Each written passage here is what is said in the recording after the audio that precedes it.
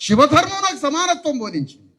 శివుడు చెప్పినట్టుగా వీరబ్రహ్మం గారు, శివుడు చెప్పినట్టుగా శివాజీ, శివుడు చెప్పినట్టుగా బసవేశ్వరుడు, శివుడు చెప్పినట్టుగా కబీర్ దాస్ సమానత్వం కోసం యుద్ధం చేసిర్రాయా?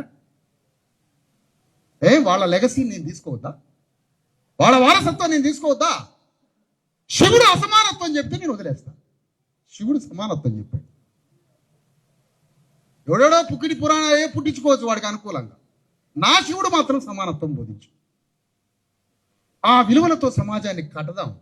ఆధ్యాత్మిక ప్రపంచంలో కూడా అణగారిన వర్గాలకి సమప్రాతినిధ్యాన్ని, సమభాగస్వామ్య విలువల్ని సృష్టిస్తే అది సామాజిక ప్రజాస్వామ్యంగా, అది రాజకీయ ప్రజాస్వామ్యంగా పరివర్తన చెంది రాజ్యంలో మన వాటా వచ్చినప్పుడు మనందరం చల్లగా బతుకుతాం.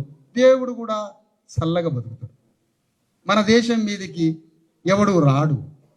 హిందూ మతానికి మనం నాయకులం కావాలి, ఓనర్లం కావాలి. ఆ విధంగా శూద్రులైన బీసీలు, ఎస్సీ ఎస్టీలకి భద్రత ఉంది. రేపు ఎస్సీలకి రిజర్వేషన్ 15 నుంచి 20% తెలంగాణ గడ్డ మీద 15% మాత్రమే ఉన్న ఎస్సీ రిజర్వేషన్లని 20% పెంచడానికి మహాయుద్ధం జరగబోతుంది. దానికి బీసీలంతా రావాలని కోరుతున్నా. ఇక్కడి నుంచి ఇది స్నేహం అంటే, ఇది సోదరభావం అంటే, ఇది ఐడియాలజికల్ ఫ్రెండ్షిప్ అంటే, ఇది మూలవాసుల బంధుత్వం అంటే. రండి, ఎస్టీల కోసం 10% రిజర్వేషన్లకి బీసీలు రండి, ఎస్సీలు రండి. బీసీల 42% రిజర్వేషన్లకి ఎస్సీలం గుండెని అడ్డం పెడతాం.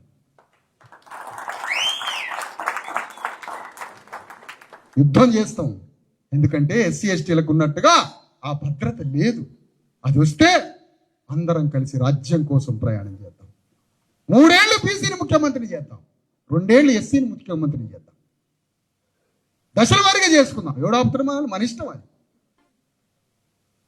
రాజ్యాన్ని ఎట్లా కాపాడు, మన బిడ్డలకి ఎట్లా చదువునియాలి, వేల కోట్ల రూపాయలు ఎట్లా పంచాలి,